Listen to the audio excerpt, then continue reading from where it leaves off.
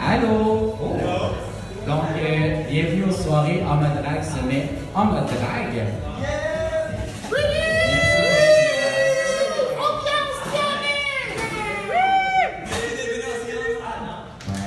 Donc, nouveauté cette année, on est au Cabaret Mado, un peu en retard aujourd'hui, mais là jusqu'à 22h, donc juste avant les nouveaux mardis à Rita. Donc, si vous voulez venir nous rejoindre, on est là jusqu'à 22h. Puis vous déplacez pour un 2 pour 1 et rester assis pour le spectacle. C'est des thématiques internationales. Rita Baga reçoit Lady Mounana, Pluriel, Kelly Dorelli, Anastasia, Océane, Ruby Dog et Connie Lingua qui est avec nous ce soir. Donc, maintenant, toutes les soirées vont avoir lieu le 3e mardi du mois de 20h à 22h, heure à confirmer. Donc, je vais juste présenter le chandail que je porte, c'est la camisole de Wendy Warhol qui est disponible à la boutique Mr. Beer au 1336 rue Sainte-Catherine-Est dans le village. Puis à toutes les fois que je vais faire des soirées en mode drague, ça met en mode drague. Je vais porter un chandail différent à l'effigie de nos dragues locales. On va aborder aussi ce soir le succès à nos dragues locales.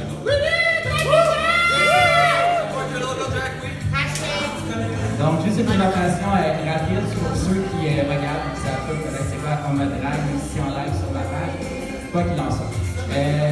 En mode drague, c'est un blog dédié à l'initiative où j'ai défini la drague comme un art de la scène. Les soirées en mode drague, c'est une opportunité au public de poser des questions pour subir leur publicité et qu'eux comprennent mieux de leur côté le métier. 3 invités différents à chaque mois. Ce soir, je suis accompagné de Ruby Lamotte, Gisèle Lullaby et Connie Lingua. Donc, le seul règlement en fait, que je demande, c'est que ça se passe dans le respect. Toutes les questions sont acceptées. C'est les dragues qui vont déterminer la limite aux questions, donc s'ils veulent répondre ou non. C'est 7,5 pouces.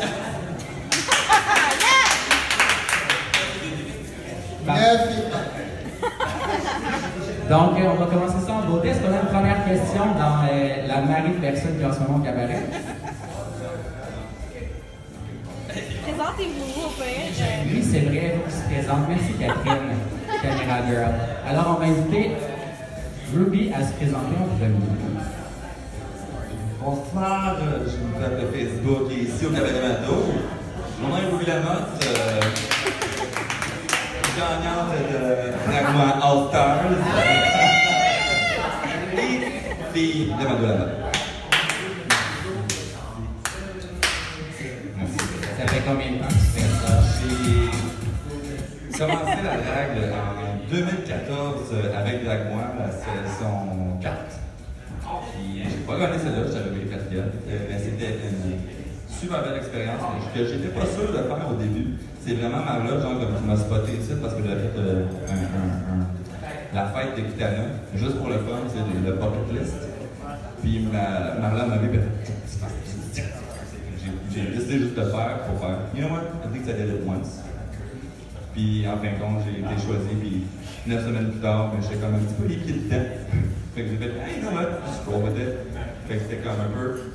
Je l'ai fait pendant on and off, depuis 2014 jusqu'à aujourd'hui. J'ai fait des périodes, j'ai arrêté pendant 3 ans. Fait que j'ai fait du va-et-vient, tu sais. I'm like a unicorn, you never know when you're gonna stick. Or when it's gonna stick here. Exactement. Gisèle. Mon Dieu, je sais pas Mais comment commencez. Bonsoir à tous! Mon nom est Gisèle Lullaby, journaliste d'enquête et femme du peuple. Ce soir, vous serez parmi vous une drague d'expérience qui a bientôt, l'année prochaine, 10 ans de carrière. J'ai eu plusieurs remises de prix en mon nom, en ce moment, j'ai toujours fini 2e, dont une fois, donc Connie Lingua a gagné. L'escale? Ouais, j'ai fini 2e. Non, en 92. J'avais 3 ans. Non, c'est ça. Je suis animatrice ici au Cabaret Mado tous les dimanches avec Complètement Mauvais! Une incroyable nouvelle soirée, très exactement. Une soirée très comique avec beaucoup d'humour et un sens de la répartie hors pair. Ben, moi je suis Connie Lingua, and that's spelled with an I for trouble, and dick. Et puis j'ai commencé le drag dans 2002, quand j'avais 18 ans, à Edmonton, Alberta.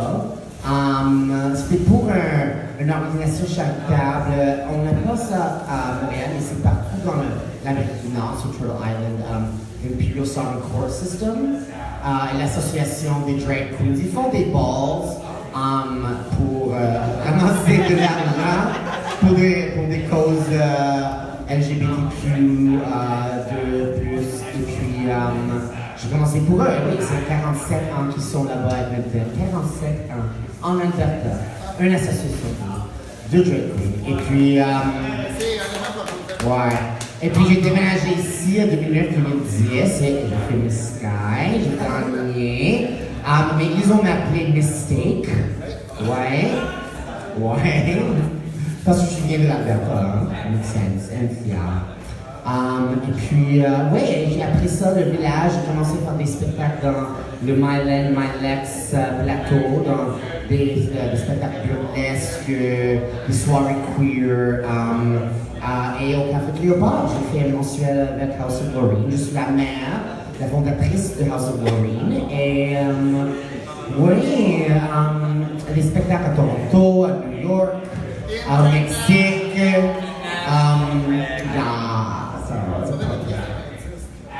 J'ai pas mon appendice. You removed that a long time ago. Just like my dignity. Alors, ouais, j'ai très hâte. Déprécié avec les belles sœurs. Un mec que j'ai couché avec un. Non. Dis-le lesquels.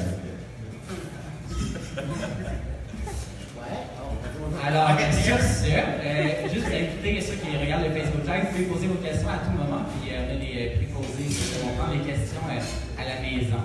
Est-ce qu'on a une question dans la salle? Non? Ok. J'en ai préparé. J'ai pas une question, j'ai une affirmation. Une affirmation, on va la prendre. Gisèle a devenu drague queen le jour qu'elle est Ah, merci Pierre, costumier de Radio-Canada, de nous rappeler ce merveilleux moment.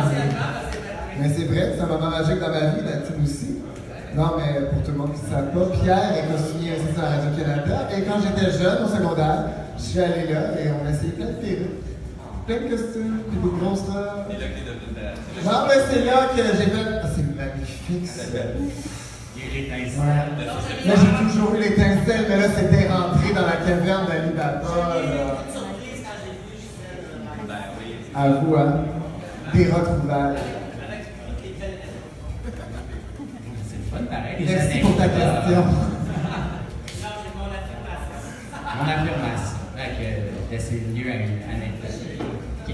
Alors, dans le fond, je voudrais être un peu d'actualité. Je sais que c'est quelque chose qu'on discute souvent à chaque fois qu'il y a question de drague, mais hier, pour la première fois, RuPaul a gagné pour meilleure télé-réalité des Drag Race.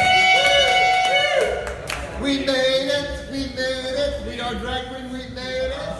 Donc, ça prouve que l'engouement est de plus en plus fort, même dans le milieu, en fait, dans le monde des médias. Donc, je voulais savoir, en fait, qu'est-ce que vous, en fait, votre perception du phénomène RuPaul's Drag Race? Est-ce que c'est positif, négatif? Parce que chacun a comme sa perception à lui ou elle de comment ça s'est reçu. Je ne sais pas si vous prononcez là-dessus. Ok, moi j'ai commencé 8 ans avant RuPaul's Drag Race. A commencé a long time ago. Et vraiment avant ça, comment on a appris comment faire le drag, c'était de l'un et l'autre. On avait des mères, les familles de drag étaient plus importantes. Et les compétitions, les pageants, c'était vraiment important pour ça aussi. Avec le maquillage, la plupart de nous faisaient encore le maquillage pour regarder comme femme. Nous étions plutôt encore des female entertainers ou impersonators ou plutôt des gender fuck people, club kids ou quoi que ce soit. Mais d'être une bonne chose ou une mauvaise chose, je pense en général, principalement parce que c'est le message de love. Vraiment, c'est à propos de l'amour, d'aimer nous-mêmes, d'aimer tout le monde, de partager l'amour. de faire l'amour, quoi que ce soit, que c'était une chose plutôt positive, mais aussi, moi comme anticapitaliste, queer, radical, gender fluid, j'aime pas vraiment commencer à commercialiser encore le drag de plus en plus et le niveau qu'on doit comme être accepté comme drag queen, toujours et toujours être comme ça. Parce qu'avant, tu pourrais être busted et les personnes, vous pouvez... Look at, what was her name? Hershey. Sheena Hershey. She was busted as fuck, but she was amazing. And you won't like reach popularity et des choses comme ça. Alors, I still would say no if they asked me to be on a show. But, no, I wouldn't say no. Yeah.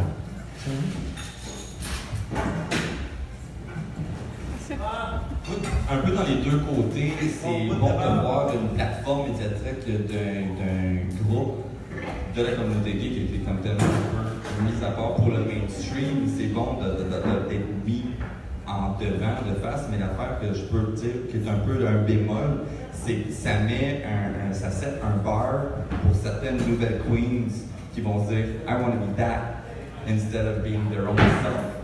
De se découvrir eux-mêmes en tant que drag, ils font du copier-coller. Tu sais, à ce temps, tout le monde fait leur garde de la même façon, tout le monde se colle les bijoux de la même façon. Soit ta propre drag sans nécessairement aller copier-coller. Va chercher des influences, si tu vas aller chercher des influences. Great! Mais fais pas du copier-coller. Moi, c'est un peu genre ça, un peu que je trouve un peu proche de Drag Race. À part de ça, les challenges sont le fun, c'est bien monté, c'est cool, il y a des things. C'est pour ça. Mais tu sais, c'est quand même showbiz de showbiz. Les autres qui sont là pour faire du cash, ils vont du cash. On s'en cachera pas. C'est quand même ça. Mais c'est plus l'esthétique, dans le fond, qui me dérange. Mais à part de ça, c'est ça. Mais moi, j'aime bien ça. Moi, je suis un grand fan.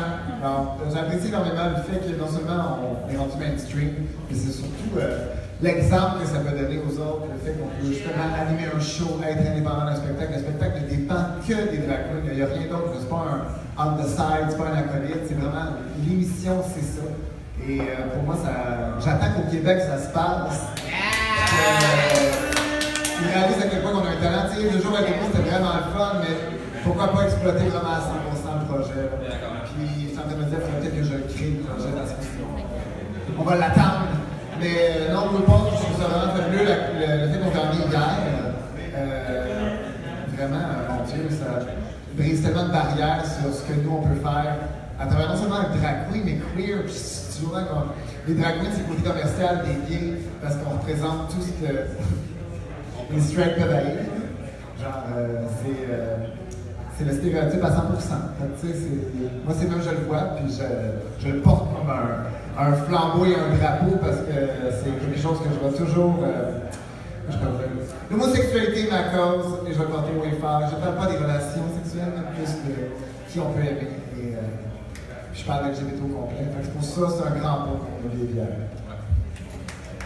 On attend de voir des femmes à Drag Race, des bios. Oui, des bio queens à Drag Race. Des bios, des beards. Et drag king aussi. Yes. Oui! Pourquoi il n'y a pas de drag king encore? Diversité. Connie Lingua. Ben, RuPaul, dans sa carrière, n'a pas vraiment travaillé avec les drag kings. Ouais, elle est plutôt, elle est plutôt comme about like uber feminist and gender fuckery, like, but... Le monde s'ajuste. Le monde s'ajuste pour vrai. Tu sais, Mado a embarqué. Elle était toujours open au drag king. Elle était toujours open au bio queen, mais on dirait que les bio queens, ça a pris du temps de... C'est la chose dans ma tête qui a pris plus de temps, parce qu'en même temps, je vais l'expliquer, c'est le contraire de ce qu'on est en train de faire. En même temps, c'est de la définition, puis en même temps, le contraire, effectivement, on se rassemble et on vient à la même chose. Fait que c'est juste une exagération de qui on pourrait être, selon mon point de vue. Je comprends, la porte est là ouverte pour chacune et chacun qui veut tenter l'expérience. Mais en fait, on reproche quelque chose à RuPaul que le village même avant défendait, tu sais, l'entrepôt à l'époque, tu sais, c'était des personnificateurs féminins, le genre drag est un peu plus trash n'avait pas nécessairement sa place à ce genre d'établissement-là, tu sais, mais l'entrepôt comme le pas. Puis, c'est la même affaire. Je veux dire, il a fallu que quelqu'un arrive, brise les frontières, puis le moule, puis de laisser la place à autre chose. Peut-être qu'éventuellement, il va se produire la même chose que ça va être dans RuPaul ou dans d'autres choses. On sait très clairement que le monde est en train de changer, que ce soit dans les bars. En fait, si c'est présent dans les bars là où les gens vont, il faut que ce soit présent aussi à la télé, je crois. Non, je suis d'accord. Puis tu vois, la majorité du temps, quand l'époque ici, quand il parlait de drag queen, c'était souvent des Divine qui était l'exemple miroir de c'est quoi une drag queen. Tu sais, RuPaul était le beau de la drag queen, puis tout ce qu'on pouvait imaginer de pire, c'était des Divine. Qui aujourd'hui est apprécié et vénéré pour tout ce qu'elle a fait, mais à l'époque, si t'étais pas un queer lover ou peu importe, t'étais pas vraiment investi dans la communauté, c'était trash. Mes parents m'en parlaient comme la drague la plus fucked up qu'ils ont vu, mais pas juste la drague, c'était le gay le plus fucked up. Ben, on voit ça aujourd'hui avec Dragula, aussi de compétition. Et même ici, est-ce que vous avez vu le RuPaul's Drag Race Thailand? Ouais, que ça montre aussi comme. Il y avait un couple de queen trash là-dessus, et qu'ils fabriquent vraiment des choses par trash, parce qu'il y a beaucoup de personnes qui ont payé par d'argent pour aller à Village de Valeur, même ça. Ouais, c'est une partie de ce qu'on fait. J'aimerais voir ça de RuPaul's Drag Race. Et on va voir c'est quoi la prochaine chose. C'est une question de temps. C'est vraiment juste une question de temps, genre, parce que ça va finir par arriver. C'est vraiment le 28 est là, la demande est là. C'est sûr qu'ils n'ont pas le choix éventuellement de se faire à l'idée que ça va s'en venir. It's a matter of time. Nail time. En fait, je vais rebondir un petit peu sur ce qui a été dit parce que Gisèle est quand même reconnue comme quelqu'un qui aime être devant la caméra. Tu sais, t'animes, en fait, moi que je me souviens, le tapis rouge et des Rays à l'époque, du gala des drags. T'as fait pendant quelques temps, full question en genre 2 minutes. T'as couvert les coulisses pendant Drag Mois. J'ai fait une soirée pendant Fierté sur Gisèle Lullaby Rencontre. Donc, d'après toi, quelle place la drague? En fait, qu'est-ce que tu rêves que la... On commence la question. Qu'est-ce que tu penses que la drague pourrait faire en télé? Puis c'est quoi? Comment tu visualises, mettons, Gisèle Lullaby dans un projet? Puis les autres pouvaient répondre aussi, c'est comment vous voyez une drague à la télévision, quelle place elle pourrait occuper sans que ce soit un faire-valoir pour le show? Ben, tu vois, moi, quand j'étais jeune, il y avait toujours des tests de qu'est-ce que tu peux devenir. Et moi, ça avait toujours été animateur de talk show, celebrity, ou genre acteur au cinéma. Fait que, tu sais, pour moi, ça, je me suis levé quand ça a fait en tant que tel, et j'aime quand le monde, j'aime parce que moi, j'aime ça regarder le monde faire la vie. Fait que, tu sais, je me dis, je suis curieux autant qu'eux, que je me dis, si moi, je trouve ça intéressant, moi, je trouve ça intéressant. Puis, tu vois, le tapis rouge, j'avais eu l'idée avec Dream, quand Dream m'a dit, ah oui, on va faire un gros gala, puis j'avais, oh my god, j'allume les tapis rouges. Je suis pas dans le mode, je suis pas dans l'animation, c'est moi. C'est quand même très dur d'avoir. C'est quand même très dur d'avoir une job d'animatrice en tant que telle dans des nouvelles. Tu vois, ça a été très, très, très difficile. Mais tu sais, moi, j'ai proposé, puis ah ouais, on a eu ça, puis encore aujourd'hui, tu sais pas si c'est rendu une tradition, mais c'est quelque chose que j'adore. Parce que je suis un peu une machine aussi, parce que je me souviens des noms de toutes les drag queens. Et demandez-moi pas comment dans la vie je peux rencontrer par moi, c'est qui elle, c'est qui elle. Tu me demandais, je suis ici là tous les jours, c'est qui? Ah ouais. Mais quand je suis sur le tapis rouge, je fais l'adrénaline, je suis là, OK, alors! Je peux tout les nommer. Mais comment je vois. Quand j'étais jeune, OK? Quand j'étais jeune, il y avait Jean-Michel Antille, qui faisait Priscilla. Puis il y avait aussi Pierre Brassard, qui avait son édition Claudette, Colette. Non, Colette, ça.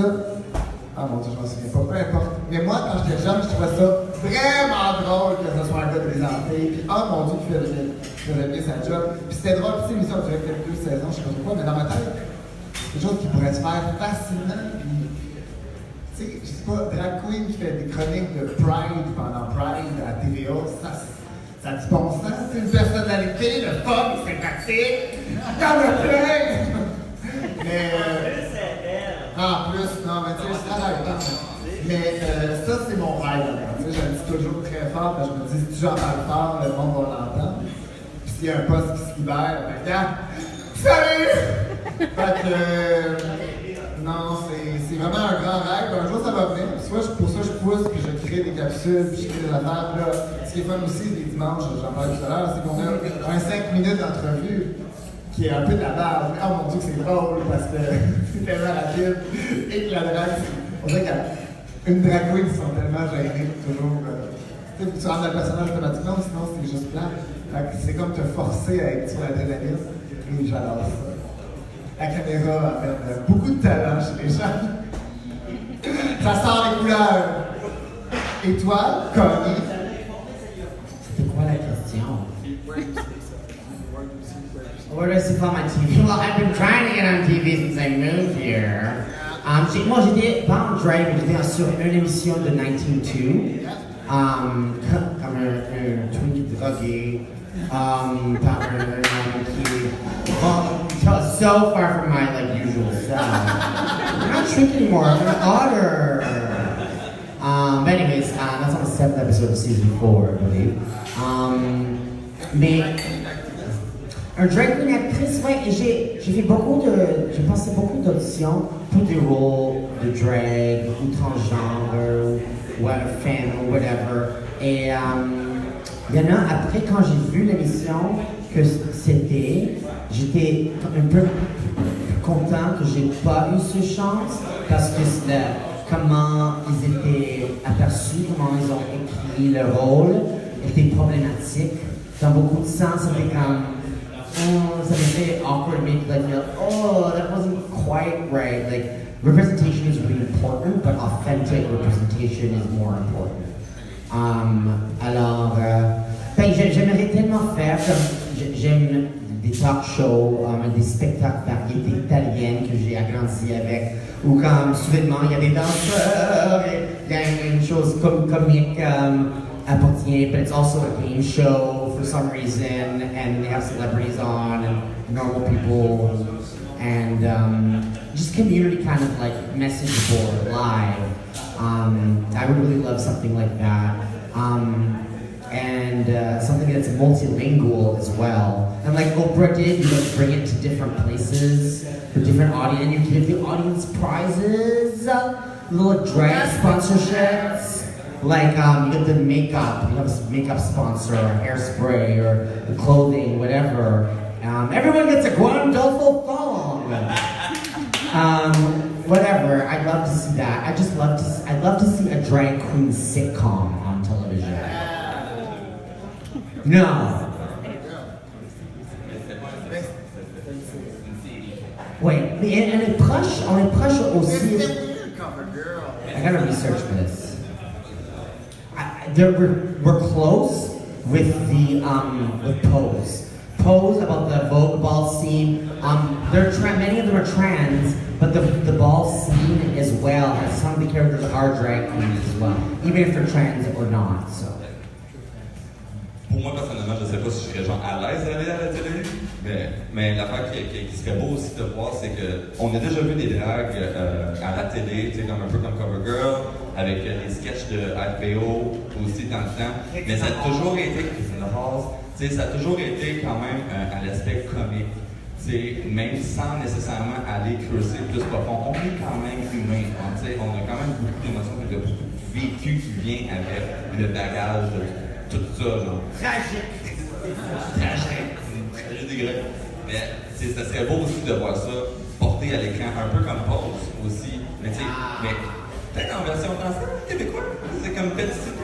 Mais comment t'as trouvé CoverGirl? Moi, je veux qu'on en parle. Elle m'a tellement bugué cette série. Ça fait longtemps. CoverGirl, c'est ça. Je pense que c'était sur Radio-Can. Comment ça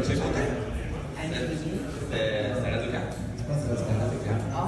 Moi, là, j'étais vraiment content quand c'est sorti parce que dans le preview, il y avait Patrick Huard en drague. Tout le monde était fucking fabulous. Et là, ils sont en drague toute la journée. Ben, c'est ça. Tu sais, quand t'essaies d'expliquer à tes parents. Je m'avais pas comme ça dans la vraie vie. Parce qu'en secondaire 3, je fais full drag queen, ok? Ouais. Puis là, ça, c'est arrivé, puis je venais de leur expliquer. Mais non, c'est comme du théâtre, c'est vraiment le fun. Puis, t'as leur petit concept, ils sont comme non, ça va trop traumatiser le monde, s'ils passent de gars, filles, fait qu'ils restent toujours. Puis il y avait le punch de. Ils se croisent encore à l'épicerie. C'était super weird. C'est awkward. C'est comme si. C'était super weird. Pas vraiment, parce que tu vois sur un autre point de vue, ils voulaient présenter la communauté transsexuelle, mais ils l'ont pas collé même. Non. C'est comme Donc, si vraiment, c'était dans drag la- queen, c'est comme ça. On passe notre après-midi en drag queen à l'épicerie, on s'en va à la bibliothèque en drag queen, dans des looks cheap, là. Juste pour calmer le jeu, là, si ça vous intéresse, j'ai interviewé il y a 2 ans l'auteur de la série, Pierre Sanson. Vous pouvez lire sur amadrag.com. Parle-nous-en donc, qu'est-ce que tu dis, ben? En fait, je bloque mon article, je ne me rappelle pas exactement l'étendue, mais au pire, on va en reparler le mois prochain. Mais pour ceux que ça intéresse, parce qu'il y avait vraiment un intérêt derrière ça, puis c'était pas vraiment pour dépeindre d'une mauvaise façon. Ça, il n'y avait aucune mauvaise intention de sa part. Je sais que ça a été mal reçu, puis même lui, ça l'a déstabilisé en fait de savoir que ça avait été mal reçu. Mais si vous voulez connaître les détails, je vous encourage à aller lire l'article. J'allais dire ça parce que pour vrai, moi, je me souviens que ça m'a tellement bugué cette affaire-là. C'était si. Ça avait tellement un beau potentiel.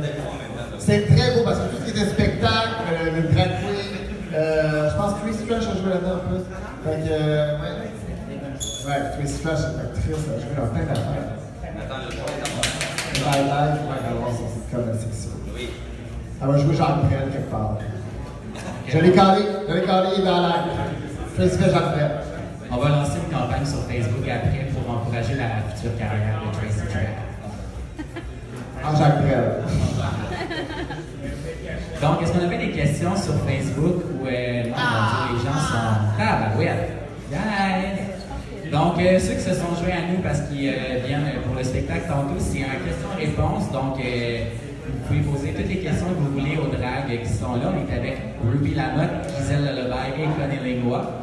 Alors, j'ai des questions en réserve, mais si ça vous tente de participer, vous êtes les bienvenus. Donc, Ruby. Ouais.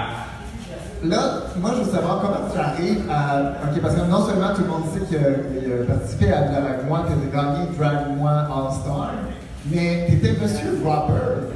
Tu sais, dans ma tête, tu sais, il y a la communauté LGBT, puis tu as toutes les stars LGBT. Là. C'est toujours genre The Best Drag Queen, Monsieur Robert, Monsieur Queen, la Drag Queen anglophone, tu comprends? Tu sais, on a toujours les titres de chaque catégorie qui célèbre. Il y a plusieurs facettes dans les chiffres. Exactement, tu sais, les bears, les lesbiennes, ils ont toutes une queen quelque part. La drag, ils ont toutes une queen qui est quelque part, qui représente, c'est con, là, mais si on fait un cas de télé-réalité, qui pourrait faire une émission, on a tout ça. Des gens qui sont capables de parler en public pour représenter chacun leur personnalité. Et toi, t'es Monsieur Robert. Oui. Comment t'as réussi, comment t'arrives à mélanger les deux? Parce que c'est quand même de l'excitation d'un côté très masculin, puis tu t'en vas montrer ta féminité. Au début, quand je suis arrivé à Montréal, je me suis pris une de mes premières jobs ici, c'était avec Lamotte. Fait que, tu sais, déjà là, j'étais comme un peu seté dans cet univers-là. Puis, à force de travailler, surtout, je suis quelqu'un qui est très extraverti. Il y avait des clients qui avaient déjà porté ce latex, qui n'en portaient plus, ils faisaient plus bien, ils me l'ont donné. Fait que vu que j'avais des chiffres au bord, je le portais, puis Stéphane Donaldson. Stéphane! Il m'avait vu aller, puis il m'a dit tu devrais vraiment participer. C'est un bon concurrent, c'est un bon visage de la communauté. Fait que j'ai fait why not? C'est un concours comme un autre. Fait que j'ai fait le concours, puis en même temps, j'ai trouvé une super belle communauté, j'ai trouvé du monde, du bon monde, avec un bon fond. Puis j'ai représenté mon année en 2013. C'était juste avant que je fasse Drag Moi. Mais en même temps, après, j'ai travaillé là-bas, j'ai travaillé chez Priap avec Kitana. Mais Kitana, justement, pour en connaître un peu pour son show de fête, j'ai déjà fait de la danse, j'étais prof de danse pendant 10 ans, fait que j'avais ça en background, j'ai déjà fait du show. Fait que quand j'ai trouvé son CD, je savais que sa fête s'en venait bientôt, je l'ai volé, puis j'avais son numéro. Puis je l'ai fait pour sa fête. C'était un bucket, c'était juste pour le fun. Fait que, en fin de compte, en trouvant aussi ici une famille, des gens qui sont, mon Dieu, ils ont le cœur gros de même, puis ils vont faire n'importe quoi pour t'aider. C'est ça la communauté drague à Montréal. Everybody helps themselves, like, help each other, and everybody loves each other. Well, not everybody, but well, you know. And, dans le fond, c'est un peu comme ça que j'ai entremêlé les deux. C'est sûr que ça l'a clashé. Parce que quand j'ai remis mon titre, j'ai vraiment tout mêlé, puis je l'ai remis en drague, mais en drague en latex. devant la communauté fétiche. Il y a eu du positif, il y a eu aussi du négatif, mais en même temps, ça c'est une nouvelle garde, vieille garde. C'est quoi le négatif?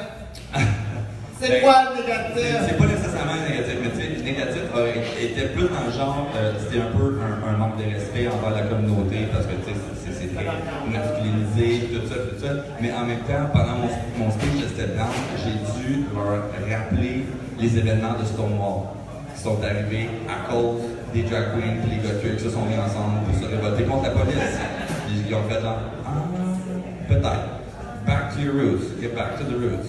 Pourquoi se diviser dans une communauté qu'on est déjà genre comme pointé du doigt? Non. Love each other, help each other. C'est un peu comme ça que j'ai donné les rôles. Wow, c'est une bonne réponse. Merci. Connie, est-ce que tu veux profiter de la tribune que tu as ce soir pour... parce qu'on sait que tu quittes le Québec. Je sais pas si tu voulais profiter de ta tribune ce soir pour adresser, je sais pas, tu veux parler en fait de ton parcours ici, qu'est-ce que tu as appris, puis qu'est-ce qui fait que tu prochainement. Qu'est-ce que j'ai appris? Oh my God, les 10 dernières années, c'était vraiment une époque à Montréal, dans le monde. Il y avait tellement. I think it's like finishing up this era, but avec le mort de Rico the Zombie, ils vont partir. Just like a bunch of things that are in election, and there's like a bunch of stuff happening. And when I arrived, there was a bunch of like the water was almost boiling, it felt, Montreal. Et puis avec la période des grèves étudiants, Montreal was really at the boiling point. There was so much happening, and I was involved in so many different scenes and places. I got to learn a lot about inclusion of people in the margins, especially trans people, people of color, people who are immigrants and refugees, homeless people, people with disabilities, people who speak different languages, all of those things. And I became pretty radicalized pretty quickly with going to Concordia and hanging out in Myland and stuff. Et puis, une chose, j'ai poussé beaucoup dans les communautés. I had a big mouth, and I said some things that maybe were a little shocking at times, but I think it actually helped further progress in the right directions. Yeah, start the discussion. J'étais toujours comme ça, and and within myself I discovered so much. Like, there's a lot of regrets as well. They say life is lived with no regrets, but yeah, right, come on. You make so many choices in life. But, fuck, man. One of my favorite moments was Mixed Fierté here. That was my favorite number I've done in Montreal when I did How Many Fucks Do I Give? Mais j'ai fait par Erica Jane, mais j'ai utilisé comme un partie Tristan Ginger en costume de fuck avec un bébé fuck. Et j'ai battu avec un gigantesque pénis de bois en fait du numéro. So it was like a very Montreal number for me, the playing as a joke, and doing like the House of Lorraine and Cabaret Cochon, and having so many daughters. I've been pregnant so many times. There was just so much cum inside of me that I popped out all these drag babies, all these different colors and styles, and the people I've met, and seen the drag community grow so much, explode here. Et vraiment, oh my God, la drag montréalaise est tellement de flamboyance, de uniqueness. And I'm just gonna miss everyone here very much. And but I'll be back. Hire me, book me. I have numbers for my return, and I bought for themed. And I'm really happy that we got to do this and we got to meet, parce que c'est vraiment important de créer des communautés, même digitalement and everything, and see how that's furthering. And I'm really excited for my bye-bye birthday show at Café Cléopâtre le 28. So, 10 p.m. Oh God, what kind of, what's up, negative? thing that I can think of sometimes. Sometimes we don't, we can't think of a negative thing. I'm so full of love and admiration right now. I do think in Montreal, much like Toronto and New York, and yes, nous Nord Amérique, Turtle Island, des fois ça devient un peu cliquey. Les personnes ne travaillent pas vraiment ensemble. Parce qu'on est régionalisé un peu, the different districts, like how different is St. Henry from Hochelaga, from Myland, you know? And we kind of get stuck in those sometimes, like, cause people think it's so far to travel, like 5 metro stops. Like sometimes, especially when we're here. But like, yeah, I'm so proud to have la culture de drag montréalais m'influencer et d'être vraiment partie de ça.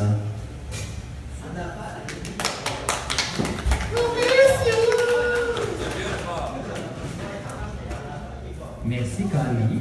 Est-ce qu'on avait des questions sur... Alors, pour ceux qui se sont joints à nous, c'est un question-réponse. Donc, question du public. Avez-vous une question? Non, pas de question. En fait, on va prendre une petite pause, puis on va reprendre tantôt. Donc, ceux qui sont là, puis vous n'avez pas de questions encore, vous avez un gros 10 minutes pour méditer là-dessus. Au retour, on va reprendre pour la suite du Q&A. Donc, merci d'être là, puis on se revoit dans 10 minutes.